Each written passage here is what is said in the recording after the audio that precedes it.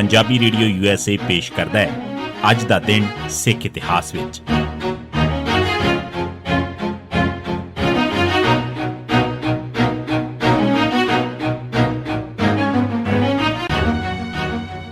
सिख इतिहास दीआं घटनावां 'च 18 मई का दिन 1922 ਬੱਬਰ ਅਕਾਲੀਆਂ ਦੇ ਖਿਲਾਫ ਪਹਿਲੇ ਮੁਕੱਦਮੇ 'ਚ ਸਜ਼ਾਵਾਂ।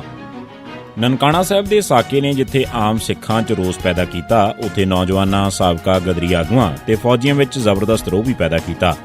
ਹਰ ਪਾਸੇ ਚਰਚਾ ਸੀ ਕਿ ਭਾਵੇਂ ਜ਼ਾਹਰਾ ਤੌਰ ਤੇ ਨਨਕਾਣਾ ਸਾਹਿਬ ਦਾ ਕਤਲੇਆਮ ਮਹੰਤ ਨਾਰਾਇਣ ਦਾਸ ਤੇ ਉਸ ਦੇ ਕਿਰਾਏ ਦੇ ਗੁੰਡਿਆਂ ਨੇ ਕੀਤਾ ਹੈ, ਪਰ ਇਸ ਦੀ ਜ਼ਿੰਮੇਵਾਰੀ mister king, chief commissioner Lahore, mister ਕਰੀ, DC Lahore, mister boring, superintendent CID, Sundar Singh Majitha, Gajjan Singh Ludhiana, Kartar Singh Bedi, ਬਸੰਤ ਦਾਸ ਮਾਣਕ, ਬੇਲਾ ਸਿੰਘ ਜਿਆਣ ਦੀ ਵੀ ਬਰਾਬਰ ਦੀ ਹੈ।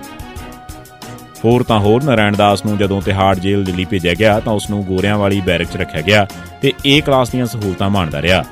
ਇਸ ਸਾਕੇ ਮਗਰੋਂ ਕੁਝ ਖਾੜਕੂ ਨੌਜਵਾਨ ਆਪਸ 'ਚ ਮਿਲੇ ਤੇ ਸਾਕੇ ਲਈ ਜ਼ਿੰਮੇਵਾਰ ਸ਼ਖਸਾਂ ਨੂੰ ਸੋਧਣ ਦਾ ਪਰਦਾਫਾਸ਼ ਕੀਤਾ। ਇਸ ਮੁਹਿੰਮ 'ਚ ਮਾਸਟਰ ਮੋਤਾ ਸਿੰਘ, ਦਲੀਪ ਸਿੰਘ ਸਾਧੜਾ, ਕਿਸ਼ਨ ਸਿੰਘ ਗੜਗੱਜ, ਤਾਰਾ ਸਿੰਘ, ਬੇਲਾ ਸਿੰਘ, ਤੋਤਾ ਸਿੰਘ, ਨਾਰਾਇਣ ਸਿੰਘ, ਵਤਨ ਸਿੰਘ ਤੇ ਹੋਰ ਲੋਕ ਸ਼ਾਮਲ ਸਨ। ਇਸ ਖਾੜਕੂ ਜਥੇ ਨੇ ਸਭ ਤੋਂ ਪਹਿਲਾ ਐਕਸ਼ਨ ਬੋਰਿੰਗ ਦੇ ਕਤਲ ਦਾ ਚੁਣਿਆ, ਪਰ 23 ਮਈ 1921 ਨੂੰ ਇਸ ਮੁਹਿੰਮ ਤੇ ਨਿਕਲੇ ਬੇਲਾ ਸਿੰਘ ਤੇ ਗੰਡਾ ਸਿੰਘ ਨੂੰ ਸਾਧੂ ਸਿੰਘ ਨੇ ਗ੍ਰਿਫਤਾਰ ਕਰਵਾ ਦਿੱਤਾ।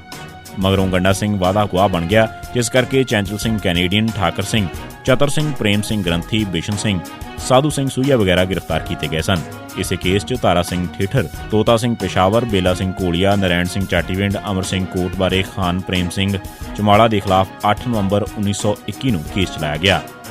18 ਮਈ 1922 ਦੇ ਦਿਨ ਅਦਾਲਤ ਨੇ ਬੱਬਰ ਅਕਾਲੀਆਂ ਵੱਲੋਂ ਬੋਰਿੰਗ ਤੇ ਕਿੰਗ ਨੂੰ ਕਤਲ ਕਰਨ ਦੀ ਸਾਜ਼ਿਸ਼ ਦੇ ਕੇਸ 'ਚ ਫੈਸਲਾ ਕੀਤਾ। ਇਸ ਤਹਿਤ ਤੋਤਾ ਸਿੰਘ ਤੇ ਤਾਰਾ ਸਿੰਘ ਠੇਠਰ ਨੂੰ 5-5 ਸਾਲ, ਬੇਲਾ ਸਿੰਘ ਨੂੰ 4 ਸਾਲ, ਚੈਂਚਲ ਸਿੰਘ ਜੰਡਿਆਲਾ ਨੂੰ 1 ਸਾਲ ਕੈਦ ਦੀ ਸਜ਼ਾ ਸੁਣਾਈ ਗਈ। ਗੰਡਾ ਸਿੰਘ ਜੋ ਵਾਅਦਾ ਮੁਆਫ ਗਵਾਹ ਬਣ ਗਿਆ ਸੀ, ਉਸ ਨੂੰ ਤੇ ਅਮਰ ਸਿੰਘ ਨੂੰ ਸਬੂਤਾਂ ਦੀ ਘਾਟ ਦੇ ਨਾਂ ਤੇ ਬਰੀ ਕਰ ਦਿੱਤਾ ਗਿਆ। ਇਸ ਵਿੱਚ ਨਾਰਾਇਣ ਸਿੰਘ ਤੇ ਪ੍ਰੇਮ ਸਿੰਘ ਗ੍ਰੰਥੀ ਵੀ ਸਨ।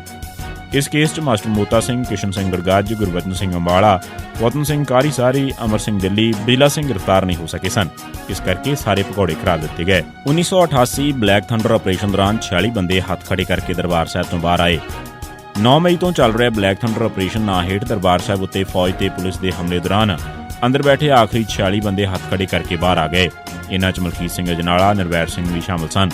ਇਸ ਕਾਰਵਾਈ ਨਾਲ ਖਾੜਕੂਆਂ ਦੀ ਸਾਖ ਬਹੁਤ ਕਮਜ਼ੋਰ ਹੋਈ, ਪਰ ਇਸ ਦੇ ਬਾਵਜੂਦ ਧਰਮੀ ਫੌਜੀ ਕਾਜ ਸਿੰਘ ਥਾਂਦੇ ਤੇ ਬਾਗਾ ਸਿੰਘ ਨੇ ਗ੍ਰਿਫਤਾਰੀ ਦੀ ਬਜਾਏ ਸਾਈਨਾਈਡ ਖਾ ਕੇ ਜਾਨ ਦੇ ਦਿੱਤੀ।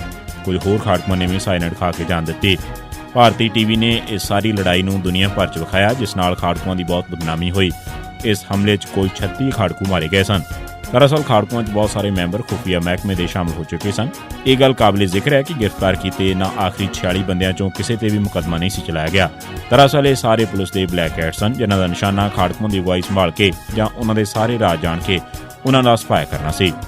1988 ਖਾੜਕੂਆਂ ਨੇ ਸਤਲੁਜ ਜਮਨਾ ਨਹਿਰ ਬਣਾ ਰਹੇ 37 ਭਈਏ ਮਜ਼ਦੂਰ ਮਾਰ ਦਿੱਤੇ।